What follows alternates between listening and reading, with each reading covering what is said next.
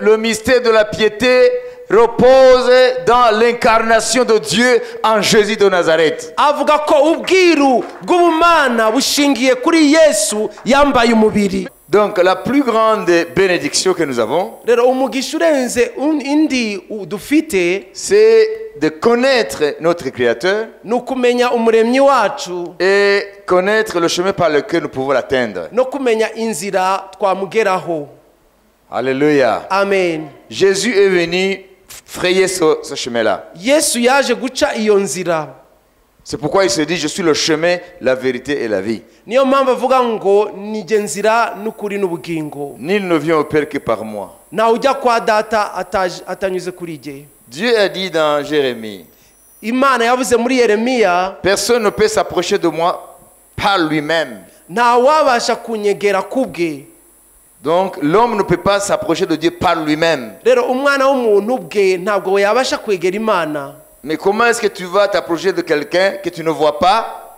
Ariko uzegera umuntu utareba ute. Hein? Tu ne sais pas qui il est, comment il est, Ntuzi ateye ate, ameze ate, s'il va te recevoir. niba ari bukwakire. Donc Dieu en dehors de Jésus reste un grand mystère. Rero Imana hanze ya Yesu ikomeza kuba ari ubwiru. Jésus est venu révéler le vrai Dieu. Yesu yaje kugaragaza Imana y'ukuri. Alléluia. Amen. C'est pourquoi il a dit, Niyo mpamvu yavuze celui qui ngo m'a vu umbonye a vu le Père. ababonye data. Alléluia. Amen.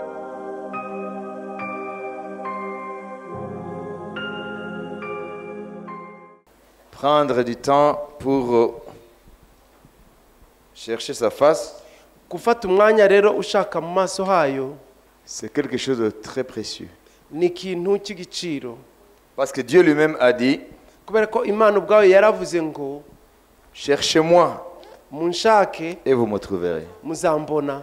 Amen. Il Amen. n'y a aucune idole qui a dit ça à ses adorateurs. Nta kigirwamana na kimwe kigeze kibibwira abagisenga. Il n'y a que Dieu l'éternel, Ni Imana Uwiteka le Dieu qui s'est révélé à Abraham, yihishuye Aburahamu, Isaac et Jacob, Isaka na Yakobo. le Dieu qui a parlé à Moïse Imana yavuganye na Mose dans le buisson ardent. muri cya gihuru cyakaga n'ikikongoke. C'est Dieu qui a parlé à Moïse. Imana niyo yavuganye na Mose. Et il a dit, je m'appelle, je suis. Yaravuze ngo nitwa ndiho. Parce que Dieu, c'est l'être qui n'a ni commencement ni fin. Kuko Imana ntigira itangiriro n'iherezo. Tout découle de lui. Byose biva kuri yo. Rien n'a existé sans lui. Nta cyabayeho kitavuye kuri yo. C'est pourquoi il s'appelle je suis. Niyo mpamvu yitwa ndiho. Parce qu'il est éternel. Kuko ni Uwiteka. Tout change, lui ne change jamais. Byose birahinduka, yo ntigihinduka. Je suis. Ndiho, Celui qui a dit je suis, uwavuze ngo ndiho, il est la cause première de tout. niwe tangiro rya buri kimwe cyose. Vous savez, dans l'univers, Murabizi mu isanzure, chaque chose est la cause d'une autre chose. buri kintu cyose gikomoka ku kindi cyagiteye. Mais Dieu est la cause de toutes les causes. Ariko Imana niyo ikomokaho byose. Si tu remontes loin dans le temps, Iyo usubiye inyuma kure ku murongo w'igihe, en cherchant la cause de tout, ushakisha impamvu ya buri kimwe cyose, la cause qui a causé toutes les causes, icyateye byose kubaho, c'est Dieu. usanga ari Imana. Alléluia. Amen. C'est pourquoi Jean a écrit, Niyo mpamvu Yohana yanditse, je vous écris, vous, ndabandikiye mwebwe, Père, mwebwe ababyeyi mu mwuka cyangwa base, parce que vous avez la sagesse, ko mufite ubwenge, car vous avez connu celui qui existe avant toute chose. kuko mwamenye uwabayeho mbere ya byose. Donc, c'est l'Éternel, Rero ni Uwiteka, le Dieu d'Abraham, ni Imana ya Aburahamu, celui qui est la source de tout ce qui vit, tout ce qui existe. niwe soko y'ibiriho byose uko biri. Tout, sans exception. Byose ntacyo tuvanyemo. C'est Dieu qui est la cause de tout. Imana niyo soko ya byose. Je vous écris, Père, Parce que vous avez connu celui qui est dès le commencement. ndabandikiye base kuko mwamenye uwahozeho mbere na mbere. Qui est dès le commencement? ninde uriho mbere na mbere? C'est celui qui a engendré tout. nuwo nguwo byose byaturutseho. Celui qui est dès le commencement. niwe uriho mbere na mbere ya byose. Dieu s'appelle Je suis parce que c'est lui Imana yitwa ndiho kuko niwe de qui découle toutes choses. niwe byose biturukaho.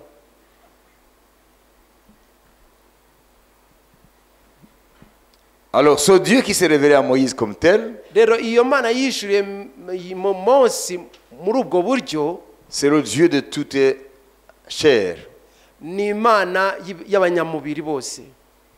Ceux qui le connaissent et ceux qui ne le connaissent pas. abamuzi cyangwa abayizi n'abatayizi. C'est Dieu de tout ce qui existe. ni Imana y'ibiriho byose. Amen. Amen. Et le jour viendra kandi igihe kizaza où tout ce qui existe aho ibiriho byose saura que c'est lui le Créateur. bizamenya ko ari yo muremyi, Et toutes choses lui donneront gloire ce jour-là. kandi byose bizamuha icyubahiro uwo munsi. Alléluia. Amen. Toutes choses confessera. byose bizatura. Les humains, les anges, abantu, abamarayika, même la nature. ndetse n'ibyaremwe byose. La nature, ça veut dire les arbres, etc. ibyo mvuze byo bindi byaremwe ni ibiti n'ibindi. Ils vont reconnaître le Créateur. byose bizamenya ko ari Uwiteka. Parce qu'Ésaïe a prophétisé kubera ko Yesaya yahanuye que les arbres battront les mains. ko ibiti bizakoma mu mashi. Alléluia. Amen. Amen. Amen. C'est pourquoi le psaume 50 dit niyo mpamvu Zaburi ya 50 ivuga ngo que tout ce qui respire loue ibihumeka l'Éternel. byose bihimbaza Uwiteka. Alléluia. Amen. Parce que c'est lui qui a donné vie à tout ce qui vit. kuko niyo yahaye ubuzima ibifite ubuzima byose. Le plus grand bonheur, amahirwe asumba andi c'est de le connaître. ni ukumumenya. Et le plus grand malheur, ibyago birenze ibindi c'est de vivre sans le connaître. ni ukubaho utamuzi. Les autres choses sont relatives. ibindi byose nta kibazo. Relative, c'est relative. Ça veut dire, ça peut exister ou ne pas exister. bibasha kubaho cyangwa ntibibeho. C'est contingent. bibasha kubaho ntibibeho. Mais vivre sans le connaître, ariko kubaho utamuzi c'est le plus grand malheur qui soit. nibyo byago biriho birenze ibindi byose. Dieu dit, le chien connaît son maître. Imana iravuga ngo imbwa izi shebuja wayo, Le cheval connaît l'étable de son maître. ifarashi nayo ikamenya ikiraro cyayo aho kiri. Mais mon peuple a perdu l'intelligence, le sens. Mon peuple ne me connaît pas. ariko ubwoko bwanjye bwabuze ubwenge ntabwo bunzi. Dieu s'étonne à ce qu'un homme à qui il a donné une conscience vivante n'arrive pas à réaliser qu'il ne s'est pas créé lui-même, que ce qui l'entoure ne s'est pas créé, que tous les mystères qui sont dans l'univers, dans la nature, ne sont pas créés eux-mêmes. Et Dieu s'étonne à ce qu'on peut vivre sans se demander qui est l'auteur de tout ça. Imana birayitangaza ko umwana w'umuntu yahaye ubwenge buzima, ko adashobora kumenya ko ariyo yaremye byose, ari ibyo amatungo, ari ibiti n'ibindi byose. Birayitangaza cyane ko ntashobora we kumenya ko ariyo yabiremye. Alors qu'un chien connaît son maître. kandi imbwa izi shebuja wayo, Et le cheval connaît l'étable de son maître. ifarashi nayo ikamenya ikiraro cyayo. Les animaux domestiques connaissent leur maître. ari amatungo yo mu rugo akamenya ba nyirayo. Mais il y a des millions de gens, des milliards plutôt, qui vivent sans se demander l'origine de tout ce qui vit et de lui-même. ariko hari miliyari na miliyari z'abantu babayeho batatekereza na gato isoko y'ibiriho byose. Et c'est pourquoi Dieu dit, ils mourront comme des bêtes. niyo mpamvu Imana ivuga ngo bazapfa nk'inyamaswa. Mais je les avais créés comme des petits dieux. ariko nari narabaremye nk'utumana duto. Mais ils mourront comme des bêtes. ariko bazapfa nk'inyamaswa. Donc la plus grande bénédiction que nous avons, rero umugisha urenze indi dufite, c'est de connaître notre Créateur ni ukumenya umuremyi wacu et connaître le chemin par lequel nous pouvons l'atteindre. no kumenya inzira twamugeraho. Alléluia. Amen. Jésus est venu frayer ce chemin-là. Yesu yaje guca iyo nzira. C'est pourquoi il se dit, je suis le chemin, la vérité et la vie. Niyo mpamvu avuga ngo nije nzira n'ukuri n'ubugingo. Nul ne vient au Père que par moi. Ntawe ujya kwa data atanyuze kuri jye. Dieu a dit dans Jérémie, Imana yavuze muri Yeremiya, personne ne peut s'approcher de moi par lui-même. nta wabasha kunyegera kubwe. Donc l'homme ne peut pas s'approcher de Dieu par lui-même. Rero umwana w'umuntu bwe ntabwo yabasha kwegera Imana. Mais comment est-ce que tu vas t'approcher de quelqu'un que tu ne vois pas? Ariko uzegera umuntu utareba ute. Hein? Tu ne sais pas qui il est, comment il est, Ntuzi ateye ate, ameze ate, s'il va te recevoir. niba ari bukwakire. Donc Dieu, en dehors de Jésus, reste un grand mystère. Rero Imana hanze ya Yesu ikomeza kuba ari ubwiru. Jésus est venu révéler le vrai Dieu. Yesu yaje kugaragaza Imana y'ukuri. Alléluia. Amen. C'est pourquoi il a dit, Niyo mpamvu yavuze celui qui ngo m'a vu umbonye a vu le Père. ababonye data. Alléluia. Amen. Le Dieu invisible Imana itagaragara qui s'est révélé dans plusieurs manières, de plusieurs façons et en des temps différents dans l'histoire d'Israël. yishuye mu buryo bwinshi no mu bihe bitandukanye ku bwoko bwa Isirayeli, Même chez d'autres peuples, mais sans qu'ils sachent que c'est Dieu. ndetse no mu bundi bwoko nubwo butari buzi ko ariyo Mana. Mais Dieu s'est choisi Israël particulièrement pour lui confier les oracles qui conduiront le peuple jusqu'à l'avènement de celui qui va révéler le vrai Dieu, afin que quiconque croit puisse entrer en contact avec ce Dieu-là. Ariko Imana yihitiramo Isirayeli ngo yibitse ibyanditswe kugira ngo kugeza igihe ayo mashanga yose azamenya koko ko ariyo Mana. Ça veut dire que même les autres peuples qui n'avaient pas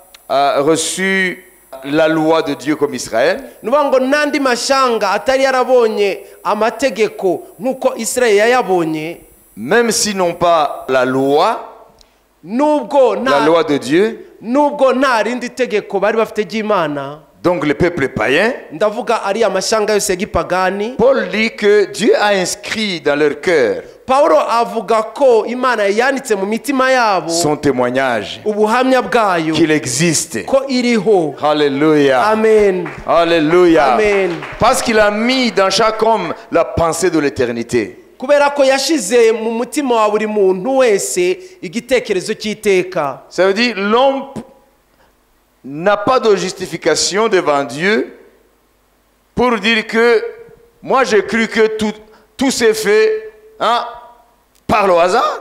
Nta mwana w'umuntu n'umwe afite ubusobanuro yavuga imbere y'Imana bwo kuvuga ko byose byaje biriho kumpanuka. Tu peux ne pas connaître le vrai Dieu, Ushobora kuba utamenya Imana y'ukuri, mais tu n'as pas d'excuse pour ne pas connaître qu'il y a un créateur de tout. ariko nta busobanuro ufite bwo kuvuga ko nta Mana iriho.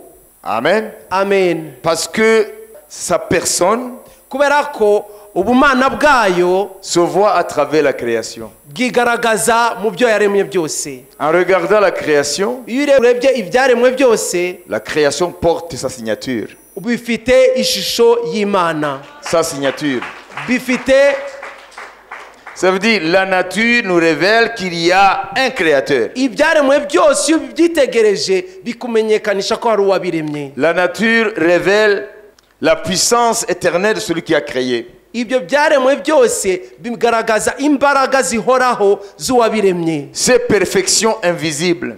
Ubwiza bwayo butagaragara. En regardant la beauté d'une fleur, Iyo witegereje ubwiza bw'ururabyo, ça montre qu'il y a quelqu'un qui a eu le désir d'amener la chose à la perfection, la beauté.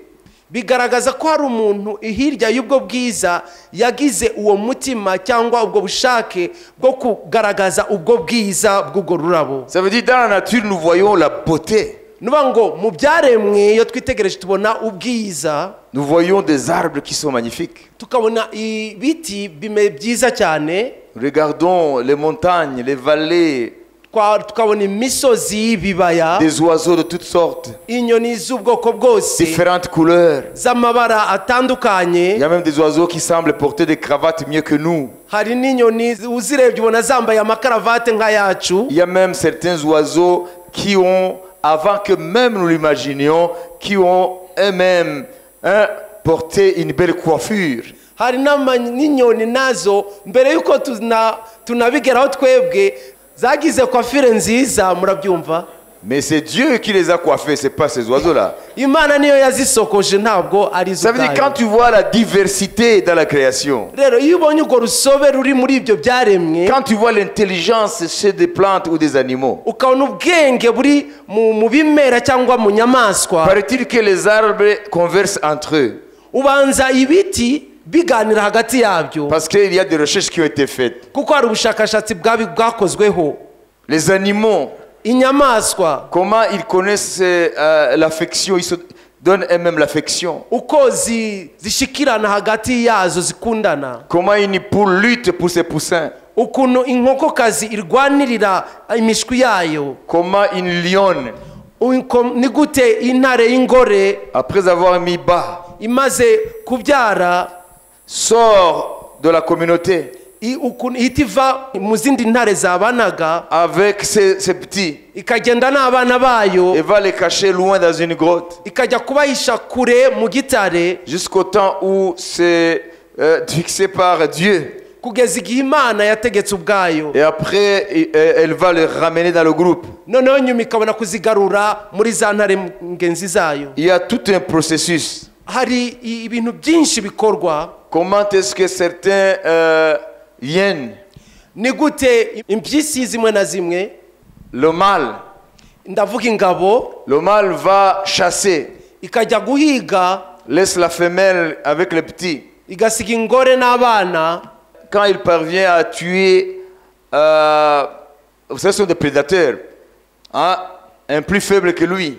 iyo imaze kubona umuhigo yishe iyo isumbye imbaraga, Alors, il mange d'abord, iyo ibanza ikarya, mais pas tout finir. ariko ntabwo irangiza byose. Mais les gros morceaux, ariko biriya les gros morceaux, igice kinini, la bonne viande, iyi nyama nziza il ne mange pas. ntabwo iyirya. Elle va transporter ça dans sa bouche iyitwara mu kanwa kayo pour aller amener ça à la femelle. igashira ingore.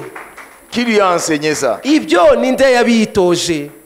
Si vous comprenez? murabyumva? Vous comprenez? murabisobanukiwe? Les animaux nous apprennent beaucoup de choses. inyamaswa zitwigisha ibintu byinshi. La création nous apprend beaucoup de choses. ibyaremwe bitwigisha byinshi. Les oiseaux. inyoni. Amen. Amen. Lorsqu'il fait nuit, iyo hari ijoro, la femelle, certains oiseaux, la femelle dans leur nid, leur maison, leur nid, avec le petit. inyoni zimwe ndavuga z'ingore muri iryo joro ziba ziri kumwe n'abana bazo mu byari. Voilà. Et le mâle garde la porte. ingabo yo iba iri ku rugi rw'icyari. Qui a dit que c'est l'autorité de la maison? ninde yibwiye ko ariyo mutware w'urugo? Mais il n'a pas lu les écrits de Paul. ntabwo yigeze isoma inzandiko za Pawulo. Il y a certains animaux aquatiques. hari inyamaswa zimwe na zimwe zo mu mazi, Lorsqu'ils ont leurs petits, iyo zifite abana bazo, la femelle garde les petits ingore irinda abana, et le mâle va pêcher dans l'eau. ingabo ikajya kuroba mu mazi. C'est dans les pays où il y a qui connaissent l'hiver. ni muri biriya bihugu bibamo ubukonje buri bwinshi cyane. Même si les temps sont mauvais, nubwo ibihe byaba bimeze nabi, il ira chercher de la nourriture izajya gushaka ibiryo, pour la maison. gushakira ibiryo urugo. Et si par hasard un prédateur l'attrape, kubw'impanuka hari ikindi kije kuyirya, alors la femelle attendra toujours. ingore izakomeza gutegereza, Toujours et toujours. itegereze, ikomeze itegereze. Et lorsque les petits vont grandir, abana bamaze gukura, elle ira chercher son mari izajya gushakisha ingabo yayo. Qui a donné cette intelligence? ubwo bwenge ninde wabuyihaye? Pensez-y. Mubitekerezeho. Paul dit, ça c'est la révélation de la personne même de Dieu.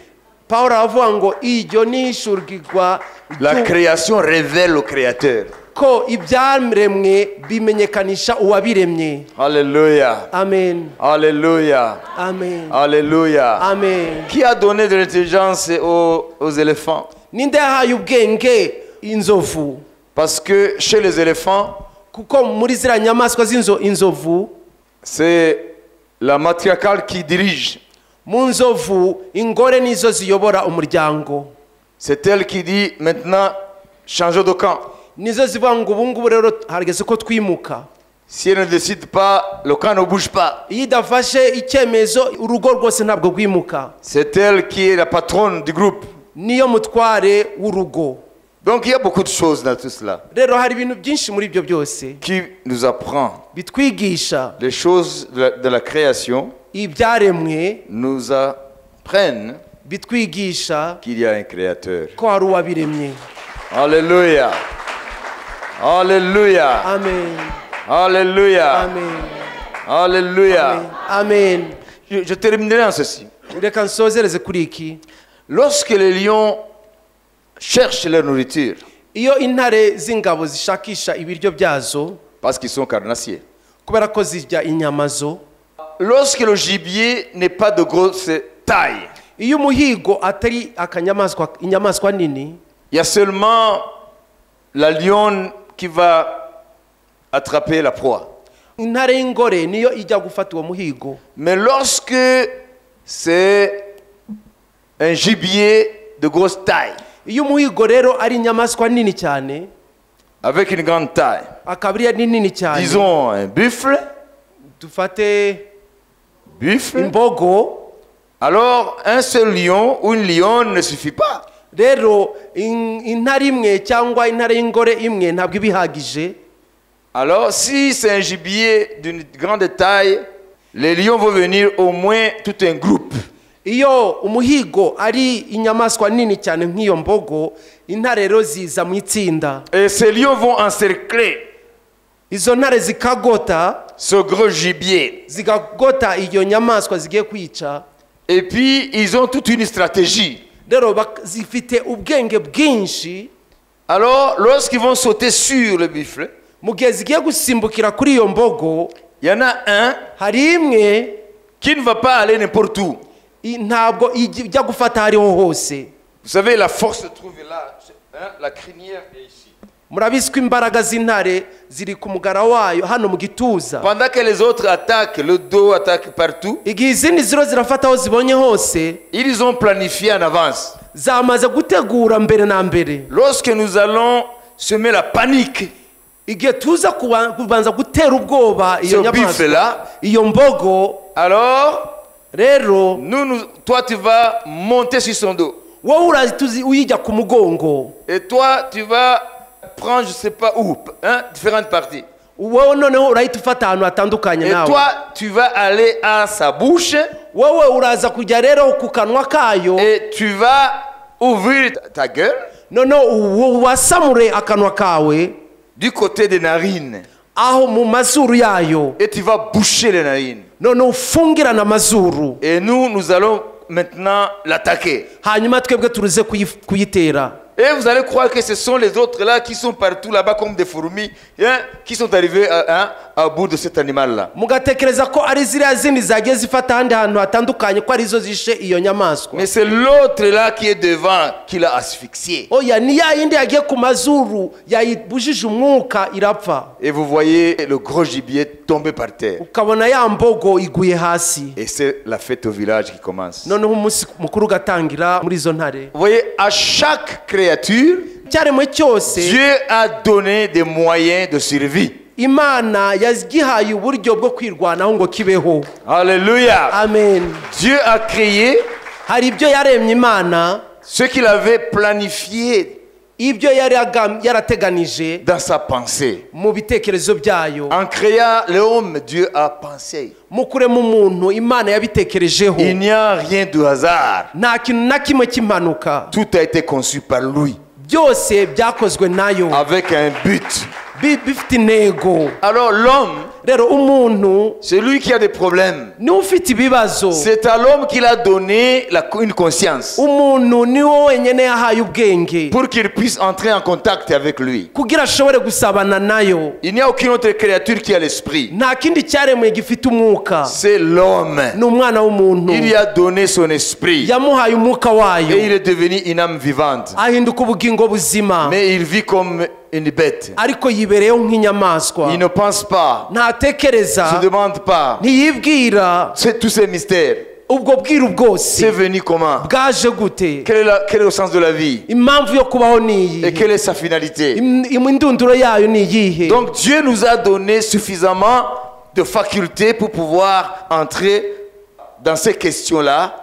imana rero yaduhaye ibintu bihagije mu bwenge bwacu ngo dushobore kumenya ibyo byose. Des questions existentielles. ibyo bibazo bijyanye n'impamvu yo kubaho. Ce que les philosophes appellent des questions métaphysiques. abo abafilozofe bita ibibazo bijyanye Se n'impamvu yo kubaho. poser la question sur l'être suprême. ukibaza ku yaremye byose. Sur la raison d'être de l'homme sur cette terre. impamvu yo kubaho k'umuntu kuri iyi si. Le sens de la vie. impamvu y'ubuzima. Le sens de la mort. impamvu y'urupfu. Qu'est-ce qu'il y a après la mort? ikizakurikira nyuma y'urupfu. Toutes ces questions ibyo bibazo byose n'ont été données qu'à l'homme. ibyo imana yabihaye umwana w'umuntu. Pas à d'autres créatures. nta bindi byaremwe yahaye ibyo. Mais beaucoup de personnes quittent cette terre sans répondre à ces questions-là. ariko abantu benshi muri iyi si bayivamo ibyo bibazo batabiboneye igisubizo. Mais gloire à Dieu, Jésus est venu. ariko imana ishigwe hejuru, yesu yaraje. Il est venu nous éclairer. yaje kutumurikira. Il a dit, je suis la lumière du monde. yaravuze ngo nijye mucyo w'isi. Celui qui me suit ne unkurikiye marchera jamais dans les ténèbres, ntazigera agendera mu mais mwijima, il aura la lumière de la vie. azabona umucyo w'ubugingo. Jésus est venu nous éclairer yesu yaje sur la kutumurikira connaissance du vrai Dieu ngo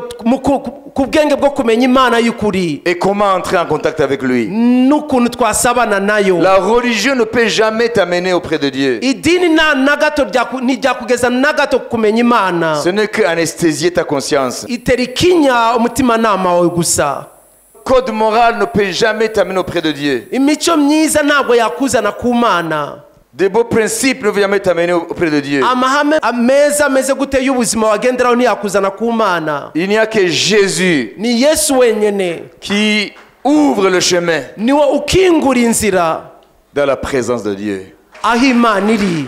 Alléluia. amen. Il a dit, yaravuze ngo l'évangile de chapitre 1er, verset 17-18. La loi a été donnée par Moïse, amategeko twayahawe na Mose, mais la grâce et la vérité ariko ubuntu n'ukuri sont venus par Jésus-Christ notre Seigneur. bwazanywe na yesu kirisito umwami wacu. Et il dit, personne n'a jamais vu Dieu. akavuga ngo nta muntu n'umwe yigeze abona mu maso h'imana. Personne n'a jamais vu Dieu. nta wigeze abona imana Si ce n'est son fils qui vit dans son sein qui l'a révélé. atari umwana wayo utuye mu gituza cyayo niwe yamumenyekanishije.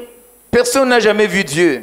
nta wigeze abona imana. Le Fils unique umwana wayo qui est dans le sein du Père est celui qui l'a fait connaître. kuko amategeko yatanzwe na Mose ariko ubuntu n'ukuri byo byazanywe na Yesu Kristo.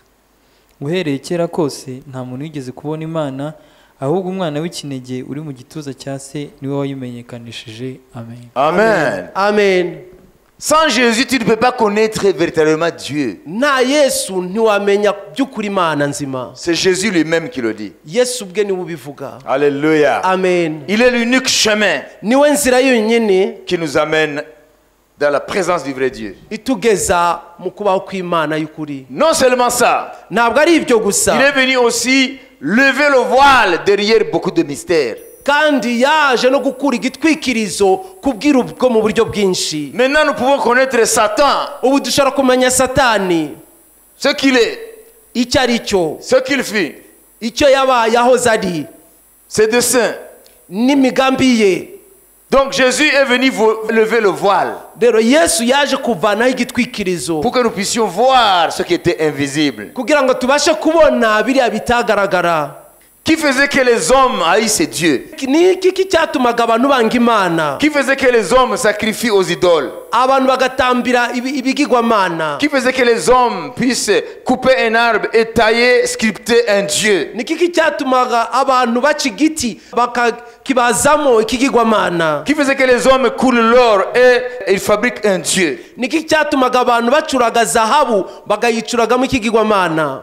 Tout ça, Jésus est venu lever le voile. ibyo byose Yesu yaje kutwikurura kuvana Et igitwikirizo. à travers Jésus, Rero binyuze muri Yesu, le monde spirituel est à nu. isi y'umwuka yambaye ubusa, Nous pouvons le connaître. dushobora kuyimenya. Alléluia. Amen. Mais en dehors de Jésus, ariko hanze ya nous Yesu pouvons adorer Satan sans le savoir. dushobora gusenga satani tutabizi, Nous pouvons servir Satan sans le savoir. dushobora gukorera satani tutabizi, Mais c'est à travers Jésus ariko nibinyuze muri Yesu que Dieu a ôté le voile. niho Imana yavanyeho igitwikirizo. Alléluia. Amen. Alors nous allons nous pencher sur un point très important. rero tugiye guhagarara ku ngingo y'ingenzi. Alléluia. Amen. Même beaucoup de chrétiens manquent de révélation sur ce point-là. ariko abakristu benshi nta yishugirwa bafite kuri iyo ngingo. Alors, connaître le vrai Dieu, c'est une chose. kumenya Imana nzima ni kimwe, Mais connaître ce qu'il a fait pour toi, c'est autre chose. ariko kumenya icyo yagukoreye ni ikindi kintu. Alléluia. Amen. Le connaître qu'il est créateur, kumumenya ko ari we yaremye byose, ça c'est une chose. icyo ni kimwe, Mais connaître son plan, son dessein pour toi, c'est autre chose. ariko kumenya umugambi wayo kuri wowe n'intego yayo kuri wowe ni ikindi kintu, Ça n'est une autre. ni ikindi kintu. Alors, maintenant nous allons voir rero nonaha tugiye kureba quelque chose de très important. ikintu cy'ingenzi. Nous allons lire dans Hébreux chapitre 2, versets 14 et 18. tugiye gusoma mu Maheburayo ibice bibiri umurongo wa 14 kugeza kwa 18. nuko rero nk'uko abana bahuje umubiri n'amaraso niko nawe ubwe yahuje ibyo nabo kugira ngo urupfu rwe aruhinduze ubusa ufite ubutware bw'urupfu ari we Satani, abone uko abatura abahoze mu bubata bwo gutinya urupfu mu kubaho kwabo kose. Kandi rero tuzi yuko atari abamarayika yatabaye keretse urubyaro rwa Aburahamu. Nicyo cyatumye yari akwiriye gushushanywa na bene se kuri byose, ngo abe umutambyi mukuru w'imbabazi kandi ukiranuka mu by'Imana, abe n'impongano y'ibyaha by'abantu. Kuko ubwo yababajwe no kugeragezwa ubwe, abasha no gutabara abageragezwa bose. Amen. Amen. Amen. Amen. Alors, nous avons suffisamment parlé de ce créateur. rero twavuze cyane kuri uwo muremyi wa byose. Mais maintenant, nous allons entrer dans la révélation de ce que Dieu a fait pour nous. rero ubu tugiye kwinjira mu ishukirwa ry'iby'Imana yadukoreye. Savoir que Dieu existe, kumenya ko Imana iriho, tout homme doit le reconnaître umuntu wese akwiye kubimenya à travers la création. binyuze mu byaremwe.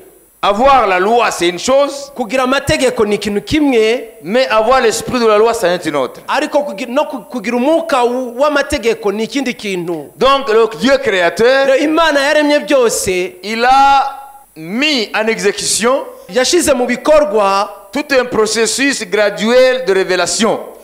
ibyiciro bitandukanye by'ihishurwa. Alléluia. Amen. Donc, durant toute la marche de l'humanité dans l'histoire, igihe cyose inyoko muntu yari mu rugendo rw'amateka, depuis Adam et Ève, duhereye kuri Adamu na Eva, Dieu a mis tout un processus graduel de révélation de sa personne. Imana yashizeho ibyiciro bitandukanye by'ukuntu yagiye yihishura iyo ariyo. Connaître qu'il y a un créateur, kumenya ko hari umuremyi, c'est impératif, ibyo ni ngombwa, mais ce n'est pas tout. ariko ntibihagije. Il faut maintenant noneho hakwiriye se poser la question, kwibaza ikibazo, comment est-ce que l'homme peut entrer en relation avec son créateur? ni gute umwana w'umuntu yasabana n'uwo muremyi. Et l'Épître aux Hébreux dit, urwandiko ku Baheburayo ruravuga rero, Dieu a parlé de plusieurs manières et dans différentes époques. Imana yavuze mu buryo bwinshi no mu bihe À bitandukanye, travers les prophètes, binyuze mu bahanuzi. Dieu a parlé. Imana yaravuze, Dieu s'est révélé à Israël yimenyekanishije kuri Isirayeli dans différentes façons mu buryo et bunyuranye dans différentes périodes. no mu bihe bitandukanye. Alors, vers la fin ku iherezo du processus, ry'urwo rugendo, il est venu lui-même à la personne de Jésus de Nazareth. ubwayo yaraje muri Kristo. Il a préparé la révélation de sa personne. yarateguye ukuza kwayo Il agissait par les anges. ibinyuze mu bamarayika. Par exemple, celui qui a parlé sur le mont Sinaï dans le feu là, lorsque la montagne était enfumée et tremblée, c'était l'ange de l'Éternel. nk'urugero wavugaga kuri wa musozi Sinayi igihe wahinda umushitsi hari imiriro imisozi irasatagurika yari marayika w'Uwiteka. Et celui qui a conduit Israël, kandi uwayoboye Isirayeli, alléluia, amen, Dieu a envoyé son ange, il a mis son nom dans son ange là. Imana yatumye marayika wayo umushyiraho izina ryayo muri uwo marayika. C'est pourquoi il dit, niyo mpamvu ivuga ngo mon ange marchera au milieu de vous. marayika wanjye azagendana Vous namwe. devez être prudent mukwiye kuba maso, parce qu'il ne pardonnera pas vos péchés, mukwiye kwirinda ko ntazababarira ibyaha parce que byanyu mon nom est en lui. kuko izina ryanjye riri muri we. Ça veut dire Dieu a parlé par les anges, il a agi par des différents moyens. nuvuga ngo Imana yavuze binyuze mu bamarayika, ivuga mu buryo butandukanye. C'était ce processus de révélation. N'ibyo byiciro, urwo rugendo rwo kugenda yihishura. Ça veut dire la révélation de Dieu par les anges s'appelle les théophanies de Dieu. uko kwihishura kw'Imana binyuze mu bamarayika byitwa teofani. Alors le temps est venu. rero igihe cyaraje, Il n'a plus envoyé un ange.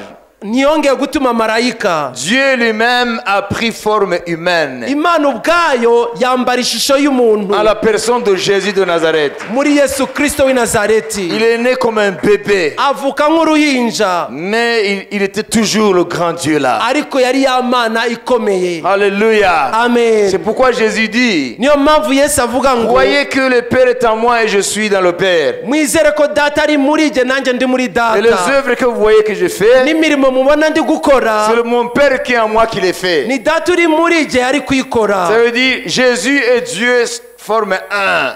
nuvuga ngo Yesu n'Imana ni kimwe. Alléluia. Amen. C'est pourquoi on l'appelle le mystère de l'incarnation. niyo mpamvu bita ngo ni ubwiru bw'Imana yambaye umubiri. Paul combattait Jésus, croyait que c'est un homme qui s'est fait Dieu. Pawulo yarwanyaga Yesu yibwira ngo ni Imana yigize Et umuntu. lorsque Jésus s'est révélé à Paul igihe rero Yesu yishurira sur Pawulo le chemin de Damas, ku nzira y'ijyi Damasiko, alors qu'il allait persécuter les chrétiens, ajya gutoteza itorero, plus tard, après avoir reçu la révélation, kera amaze kwakira ishukirwa, il a écrit, yanditse ngo Alléluia, amen, le mystère de la piété est grand. ubwiru bw'Imana burakomeye. Alléluia. Amen. Dieu manifesté dans la chair, Imana yihishuye mu mubiri, vu par les anges, ibonwa n'abamarayika, prêché dans le monde. ibwirizwa mu banyamahanga. Alléluia. Amen. Crie dans le monde. ibonwa mu banyamahanga. Il dit que le mystère de la piété repose dans l'incarnation de Dieu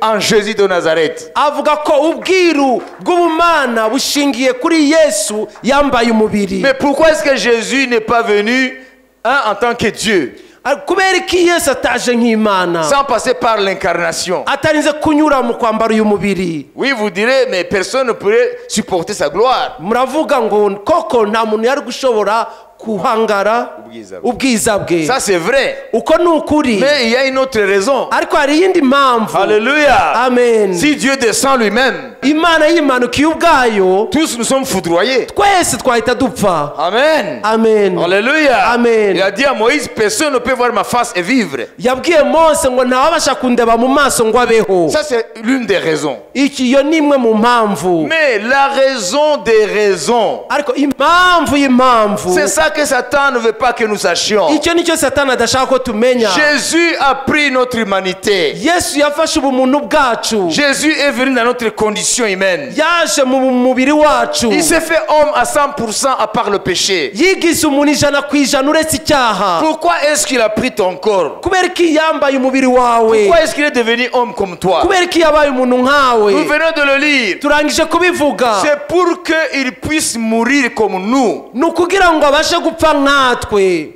Quant à la chair kubw'umubiri, et par l'esprit, binyuze rero mu mwuka, il va aller où les morts vont. azajya hariya abapfuye bajya. Et les morts allaient où? abapfuye bajyaga hese? Même le juste et le Samuel, n'abakiranutsi nka ils Samweli n'allaient pas au ciel. ntabwo bajyaga mu ijuru. Les méchants allaient là dans le séjour des morts. abanyabyaha bajyaga hariya aho abapfu bajya. les justes allaient dans le séjour des morts, abakiranutsi bajyaga ikuzimu parce que la Bible révèle, kubera ko Bibiliya irahishura ce n'est pas Dieu qui avait la puissance de la mort et du séjour des morts. ntabwo ari Imana yari ifite ububasha bw'urupfu n'ikuzimu, Parce que Dieu, en chassant Satan de son ciel, kubera ko Imana mu kwirukana Satani mu ijuru ryayo il est venu ériger son trône au-dessus de notre monde ici. yaje ashira intebe ye hejuru y'isi yacu Et il dominait tout. ategeka byose. Éphésiens 2, premier et les versets qui suivent.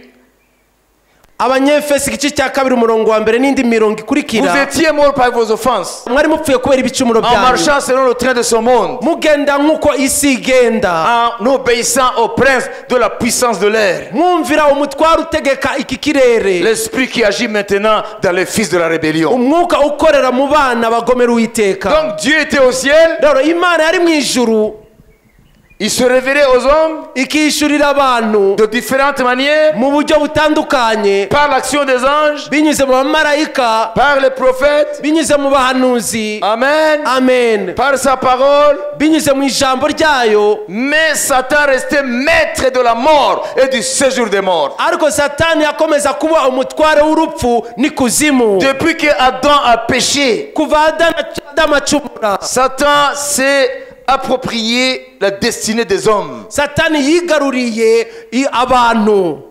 Vous comprenez? Murabyumva? Ils ont quitté la gloire de Dieu. Bavuye mu bwiza Dans bw'Imana. le jardin d'Éden, avant le péché, il y avait la gloire de Dieu. Muri Edeni mbere y'icyaha hari ubwiza bw'Imana. Adam n'a pas été créé pour mourir. Adamu ntabwo yaremewe gupfa, Il a été créé pour vivre éternellement. yaremewe kubaho iteka ryose. Mais en désobéissant à Dieu, Ariko mu kutumvira Imana, le péché est entré icyaha cyarinjiye, et la porte de la mort a été ouverte.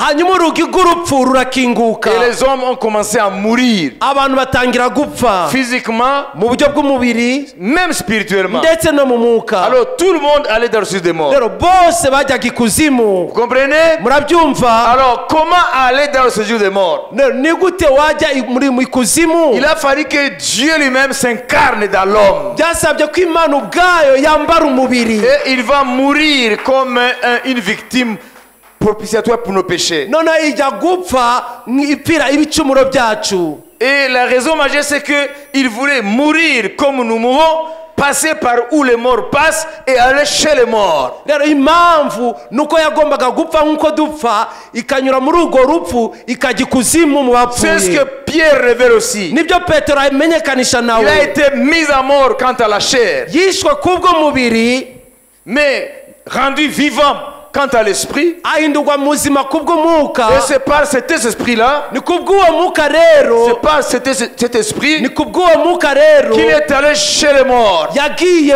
mu bapfuye ikuzimu. Toi et moi n'étions pas là, Twe ntitwari duhari, mais ceux qui étaient dans le séjour de mort, ils l'ont vu ariko abari kuzimu baramubonye, et ils ont assisté au duel entre Satan et Jésus. noneho barabonye intambara hagati ya Yesu na Satani. Son corps était dans la tombe, Umubiri we wari mu mva, mais son esprit était en train de libérer les justes des cieux de mort. ariko umwuka we warimo urabohora abakiranutsi bari kuzimu. Et quand il a vaincu Satan, Rero igihe yatsindaga Satani, il lui a arraché les clés de la mort yamunyaze imfunguzo et les z'urupfu clés du séjour des morts. n'imfunguzo z'ikuzimu. Les clés, c'est symbole d'autorité. Imfunguzo ni ikimenyetso cy'ububasha. Satan avait autorité sur la mort et sur le séjour des morts. Satani we yari afite ububasha ku rupfu n'ikuzimu. Et dans l'Apocalypse chapitre 1er, Mu byahishuwe Chapitre premier. igice cya mbere, Jésus ressuscité se révèle à son disciple Jean Yesu wazutse yishurira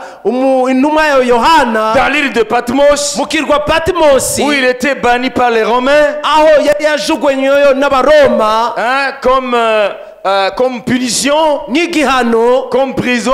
nka gereza. Alors l'apôtre Jean Intumwa Yohana a eu la rero révélation, la visite de Jésus ressuscité. abona ishigwa rya Yesu wazutse. Pour faire court, kugira ngo mine, Jésus lui dit: Yesu aramubwira Jean, ngo ne crains point, Yohana witinya, c'est moi, ni jewe, voici. dore j'étais mort, nari mais je suis narapfuye vivant au siècle des siècles. ariko ubu ndiho iteka n'iteka Ça s'arrête pas là. ntabwo bigarukiraho Il continue. agakomeza C'est moi qui tiens les clés de la mort nijye ufite imfunguzo et du z'urupfu séjour des morts. n'isi kuzimu Ce n'est plus Satan, ntabwo ari kiri satani c'est moi qui les tiens. nijye uzifite Personne ne fera plus monter les justes et les séjours des morts pour les interroger, les déranger à travers les magiciens, à travers les gens qui ont la capacité, les médiums, comme le roi Saül a fait monter Samuel alors qu'il était juste.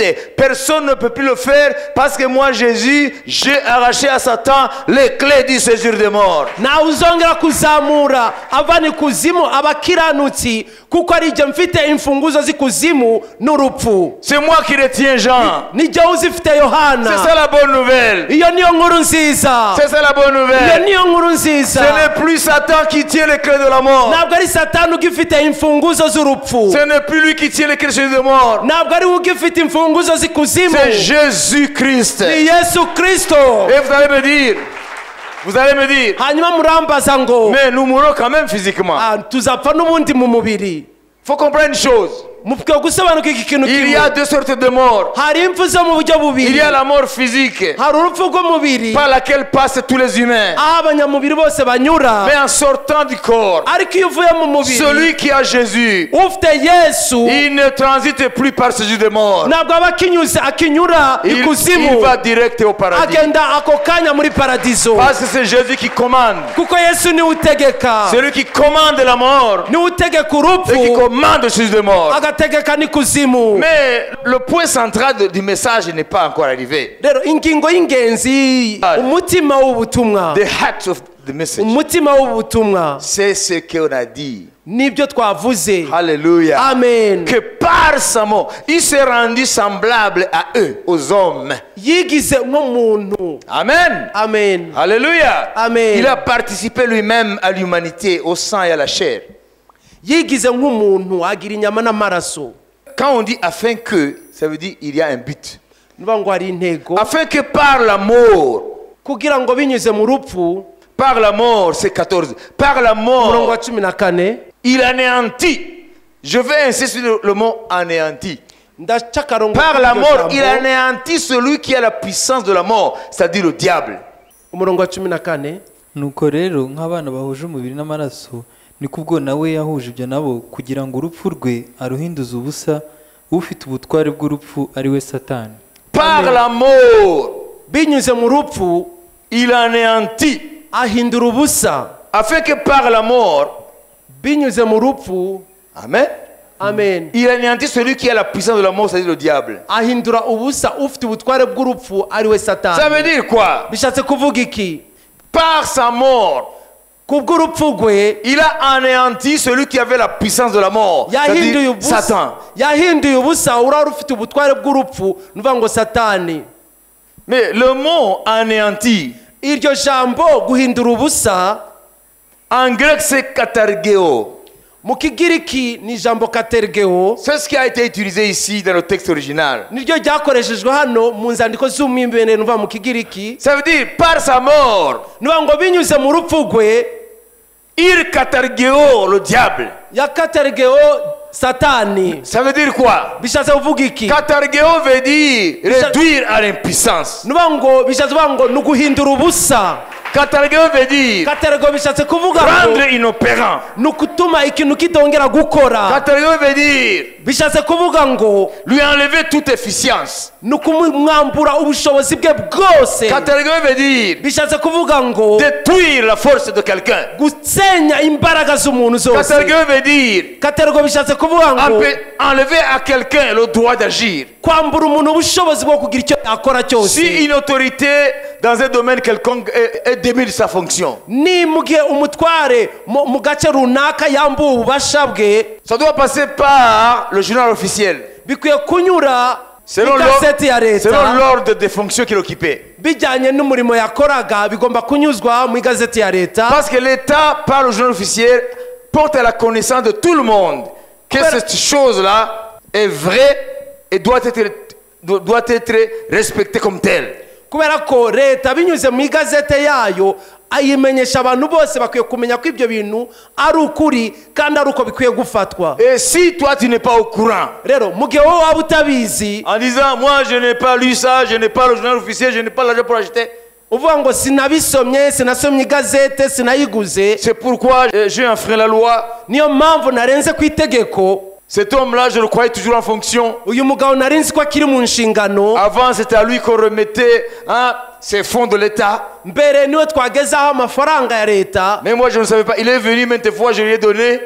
ariko ntabyo narinzi. Yaraje kenshi ndayamuha. Ils vont te brandir Bazakwereka quelque chose du domaine du droit. ikintu kijyanye n'amategeko. Nul n'est censé ignorer la loi. Ntawe uriho atavuga ngo ntazi amategeko. Amen. Amen. Amen. Amen. Amen. Amen. Alléluia. Amen. Alléluia. Amen. Régulièrement promulgué.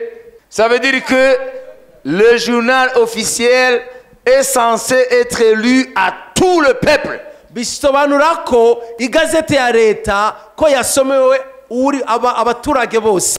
Alors, Icyo gihe c'est pris comme si tout le monde est au courant que cet homme-là n'est plus en fonction. bifatwa ko buri muntu wese azi ko uwo muntu atakiri mu nshingano. Il ne veut plus lui donner ce que vous lui donniez à cause de sa fonction. Nimukwiye kongera kumuha ibyo mwamuhaga kubera inshingano yari afite. Alors Jésus dit, Rero Yesu aravuga ngo j'ai catargué au Satan, Nakate- j'ai rendu inopérant Satan, nahinduye ubusa Satani, j'ai mis en échec Satan. namwambuye ubushobozi bwose, Il est inefficient maintenant. ntacyo akibasha gukora ubu. Je lui ai enlevé le droit d'agir. Namwambuye ubushobozi bwo gukora. Il n'est plus maître du ciel de mort ni de la mort. Ntabwo akiri umutware w'ikuzimu n'urupfu. C'est une autorité démise de ses fonctions.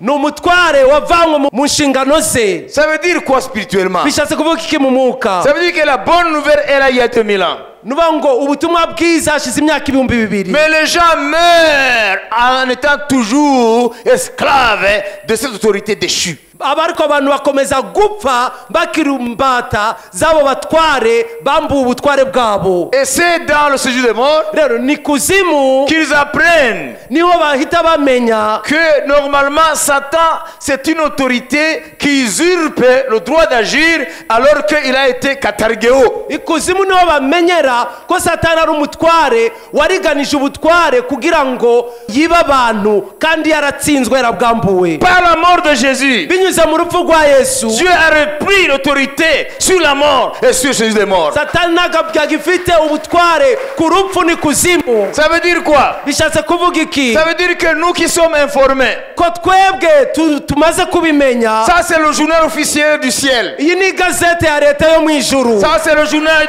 officiel du ciel. Iyi ni igazeti ya leta yo mu ijuru. Porté à la connaissance de toute l'humanité. Imenyekanisha ku nyoko muntu yose. Ça a été régulièrement publié. Ko byamenyekanishije hose. Alléluia. Amen. En bonne et due forme. Mu buryo bw'amategeko Conformément à la constitution céleste. bijyanye n'itegeko nshinga ryo mu ijuru, Et toutes les lois, toutes les paroles de Dieu doivent obéir à cela. kandi amategeko yose agomba kubyumvira. Alléluia. Amen. Alléluia. Amen. Ça a été publié. Byaratangajwe. Jésus a remporté la victoire. Yesu yaratsinze. Il a catargué Satan. Yagize katergo Satani. C'est écrit dans le journal officiel du royaume de Dieu. Byanditse mu igazete y'ubwami bw'Imana. Et c'est conforme à la constitution céleste. Kandi bijyanye n'itegeko nshinga ryo mu ijuru. Et tous les versets de ta Bible Imirongo yawe yose yo muri Bibiliya doivent obéir à cela. igomba kumvira icyo kintu. Les autres ne sont que des lois organiques et des lois et des droits, tout ça. Ibindi byose ni amategeko ngenga n'amategeko asanzwe. Il faut respecter la pyramide des normes. Hakwiye gukurikizwa uko ibintu bisumbana. Au sommet, c'est la constitution. Hejuru hari itegeko nshinga, Et les autres lois suivent. andi mategeko S'il y agakurikira. a une loi qui est en désaccord avec la constitution, cette loi-là ne doit pas être acceptée. Hari itegeko rinyuranije n'itegeko nshinga, iryo tegeko ntabwo rikwiye kwemerwa. Alléluia. Amen. Or, si Jésus a dit, j'ai catargué au Satan, je l'ai rendu inopérant, je l'ai rendu inefficient, je lui ai retiré le droit d'agir, je lui ai retiré même même l'autorité sur la mort, sur ce sujet de mort, il faut que tous les versets de la Bible doivent se soumettre à cette vérité. mu gihe rero yesu avuga ko satani namuhinduye katergeo namwambuye ubutware bwose bwo gukora n'imbaraga z'ikuzimu n'urupfu, nuba ngo imirongo yose ya Bibiliya igomba kukumvira icyo kintu. Ça veut dire, si tu lis dans la Bible, rero nusoma muri Bibiliya en disant que Satan c'est l'homme fort, ugasoma ko satani ari umunyamaboko, il faut dire, ugomba guhita uvuga ngo oui, c'est vrai, c'est écrit, yego niko byanditse, mais ariko la constitution céleste itegeko nshinga ryo mu ijuru a consacré la victoire de Jésus yamenyekanishe intsinzi ya Yesu comme au-dessus de toutes les vérités bibliques. ko iri hejuru y'ukuri kose kuri muri Bibiliya, En vertu du journal officiel céleste qui ne ment point, bishingiye kuri gazete yo mu ijuru itabesha, il est écrit handitse ngo dans tel journal officiel numéro tel, bar tel, muri gazete ya leta yo mu ijuru y'itariki runaka nimero runaka, hein, en l'an 30, mu mwaka wa 30, hein, Jésus a vaincu Satan, Yesu yanesheje il satani, lui a enlevé les clés de la mort amunyaga imfunguzo et du z'urupfu séjour des morts. n'izikuzimu. Alors, vous, enfants d'Abraham, mwebwe rero bana ba Aburahamu, postérité d'Abraham, rubyaro rwa Aburahamu, comprenez ici, musobanukirwe on hano, n'a pas dit, ntibavuze ngo car assurément, ce n'est pas à des anges qu'il vient en aide, mais c'est à la postérité d'Abraham. Pourquoi est-ce qu'on n'a pas dit c'est à la postérité d'Adam? kuki batavuze ngo ni urubyaro rwa Adamu? Qu'est-ce qu'on a dit là? Lis. Dusomera ibyo bavuze. kandi rero tuzi yuko atari abamarayika yatabaye keretse urubyaro rwa Aburahamu. Pourquoi est-ce qu'on n'a pas dit est-ce que tous les humains sont descendants d'Abraham? Ndabaza abantu bose na rubyaro rwa Aburahamu? Hein? Mais tous descendent d'Adam. Ariko bose na ba Adamu. Pourquoi est-ce qu'on n'a pas dit il est venu en aide à la postérité d'Adam? Kuki batavuze ngo yaje gutabara urubyaro rwa Adamu? Hein? Amen. C'est parce que Nukubera ko Katargeo iyo katergeo trouve sa réalité ibyayo byose parmi la postérité d'Abraham, mu rubyaro rwa Aburahamu, parce que Katargeo agit là où il y a la foi. katergeo ikora hari ukwizera, Et nous sommes postérité d'Abraham par la foi. kandi twebwe turi urubyaro rwa Aburahamu kubwo kwizera. Ça ne suffit pas d'être possédé d'Adam, Ntabwo bihagije kuba uri mwene Adamu, ça veut dire humain, nuba umuntu, hein? Et croire que tu as Katargeo en toi. ugatekereza rero ko ufite katergeo muri wowe. Non, Oya, c'est à la postérité d'Abraham. ni ku rubyaro rwa Aburahamu, C'est la postérité d'Abraham. ni urubyaro rwa Aburahamu. C'est quand il y a la foi Ni igihe hari ukwizera que la réalité de ce que Jésus a fait pour nous, alléluia, entre en jeu. ibi ukukuri kw'ibyo Yesu yadukoreye bihita bikoreka. En dehors de la postérité d'Abraham, Hanze y'urubyaro rwa Aburahamu, Satan agit toujours comme s'il est encore en fonction. Satani akomeza gukora nk'aho akiri mu nshingano ze. Il continue d'agir comme s'il est encore en fonction, il n'a pas été démis.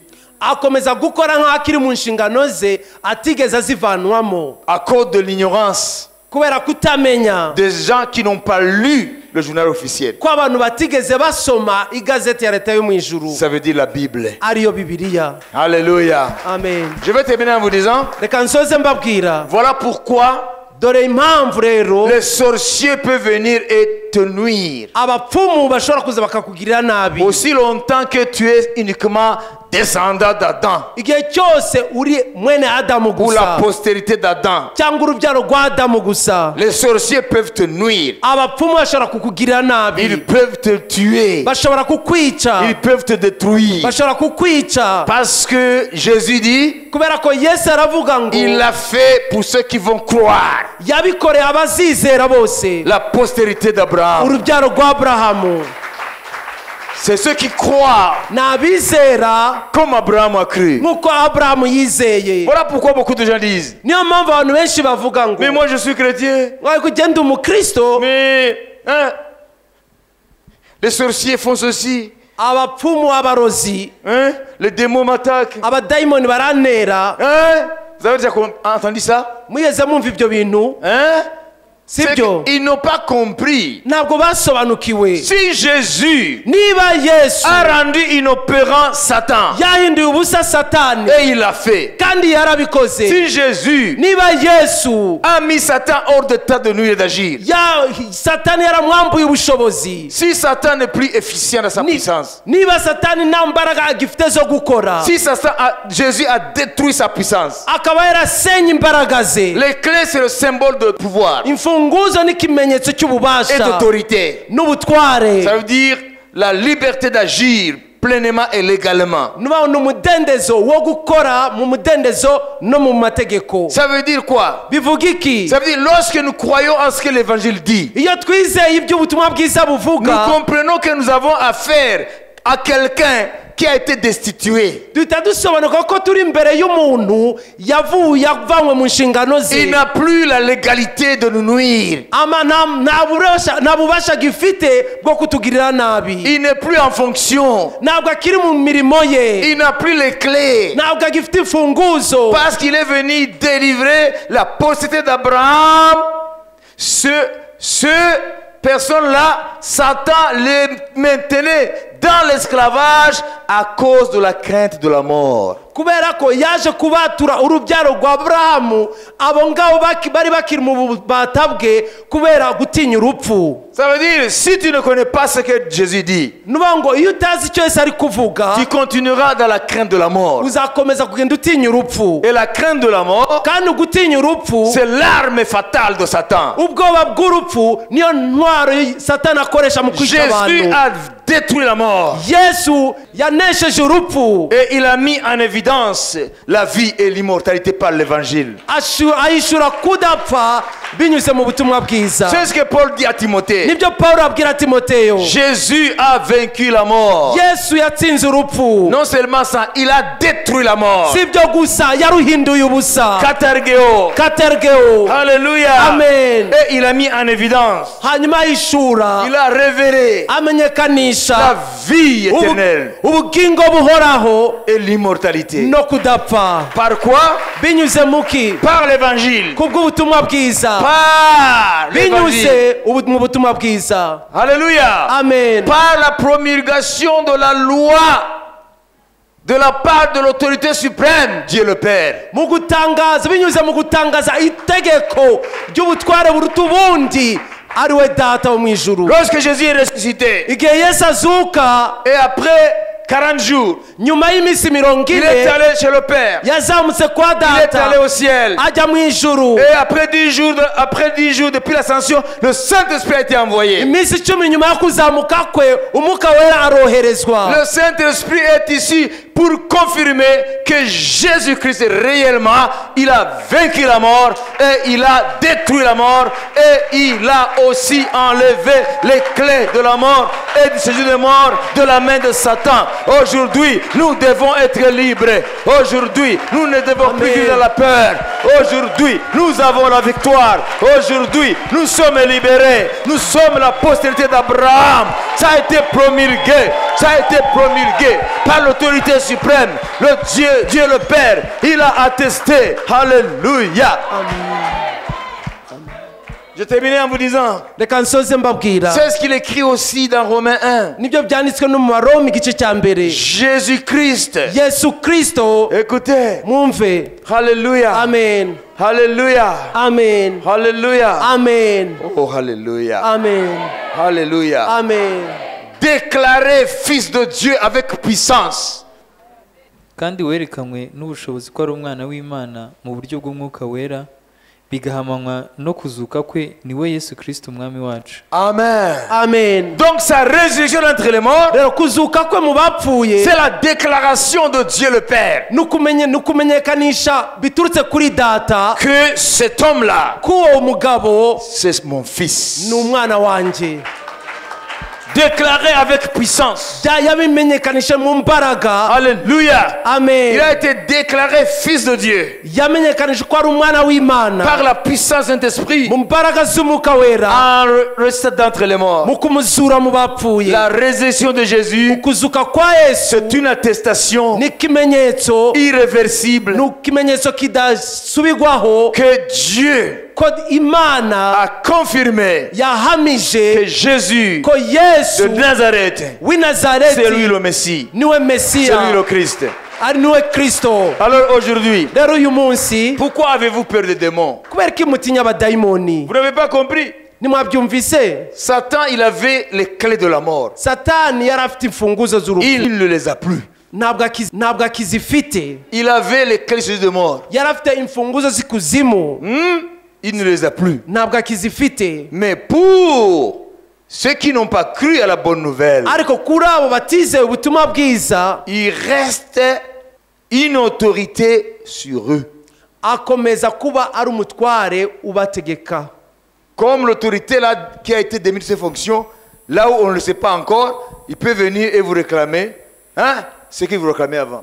Nk'uriya mutware yavanywe mu nshingano, abantu kuri abo batabizi akomeza kuza akabasaba ibyo bajyaga bamuha mbere. Mais une fois s'il découvre qu'il n'est plus en fonction, Ariko bakwiye une fois que vous découvrez qu'il n'est plus en fonction, ariko igihe bamenye ko atakiri mu nshingano, ils ne lui diront même pas bonjour. nta nubwo bazanamusuhuza, On l'appellera usurpateur, bazamwita umujura, escroc. umujura, umuriganya. Là où on te donnait les honneurs, fini. Aho baguhaga ibyubahiro bizarangira. Aujourd'hui, les gens donnent des honneurs à Satan. Ils tremblent Uyu munsi abantu baha ibyubahiro Satani bagahinda umushitsi parce qu'ils n'ont pas compris. kuko batasobanukiwe. Jésus a pris les clés Yesu yafashe imfunguzo de la mort z'urupfu et du séjour des morts. n'izikuzimu. Vous n'avez plus à craindre Satan. Ntabwo mukikwiye gutinya Satani. Il a rendu inopérant. Yamuhinduye ubusa. Alléluia. Amen. Alléluia. Amen. Il a rendu catergeo. Yamuhinduye katergo. Il n'a plus d'autorité. Nta butwara gifite. Nous ne devons plus craindre les sorciers, Ntitukwiye kongera gutinya ni les abarozi démons. n'abadayimoni. Nous devons seulement leur dire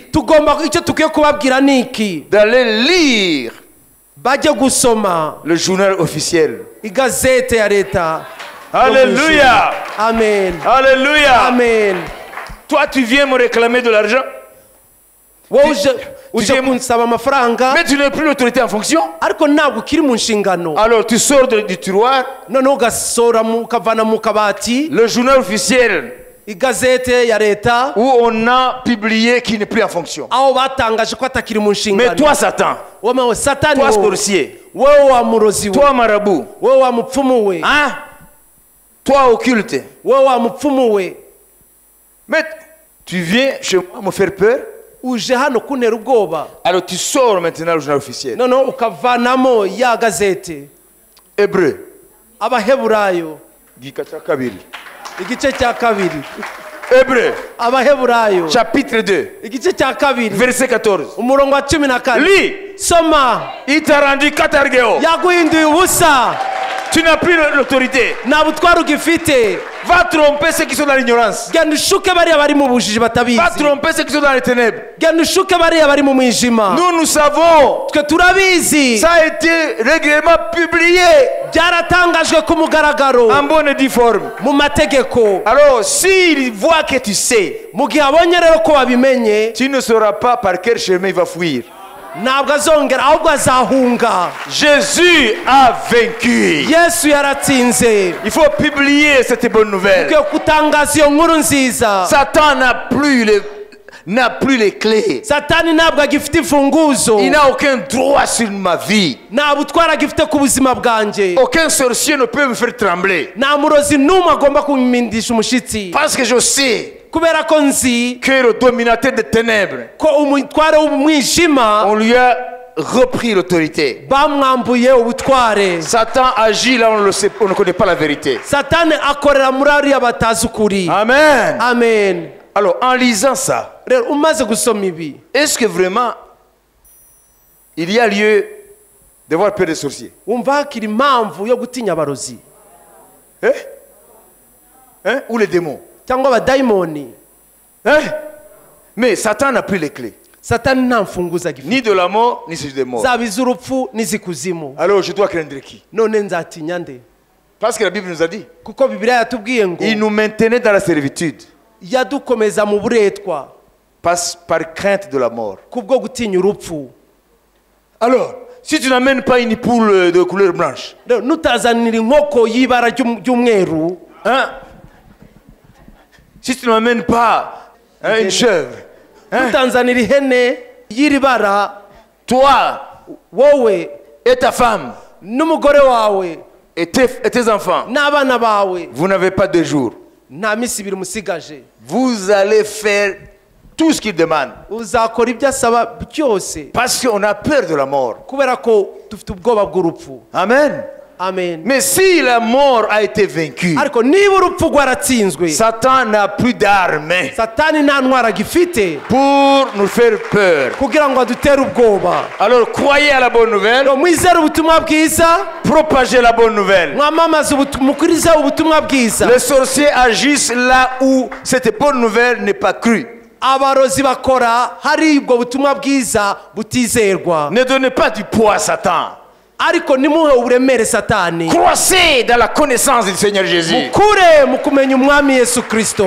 Croissez dans la connaissance de cette bonne nouvelle. mukure mu kumenya iyo nkuru nziza. Quel que soit votre passé, amateka yawe ayo ariyo yose, quel que soit ce que l'histoire familiale amateka y'umuryango wawe ayo ariyo yose, ou l'histoire personnelle, cyangwa yawe bwite, il faut seulement croire icyo usabwa ni que ukwizera le Fils de Dieu, ku mwana w'Imana Jésus-Christ, Yesu Kristo il a repris yigaruriye les clés de la mort imfunguzo et z'urupfu du séjour des morts. n'izikuzimu. C'est lui qui les a aujourd'hui. niwe uzifite ubu ngubu. Tu n'iras pas chez de mort. ntabwo uzajya ikuzimu Après ta mort, nyuma y'urupfu tu rwawe, iras straight au paradis. uzagenda direct mu ijuru. Jésus a les clés. Yesu afite imfunguzo. Aucun sorcier nta mupfumu, ne peut nous faire trembler nta murozi n'umwe yaguhindisha umushyitsi, parce que Jésus a vaincu. kubera ko Yesu yanesheje. Il a détruit la mort.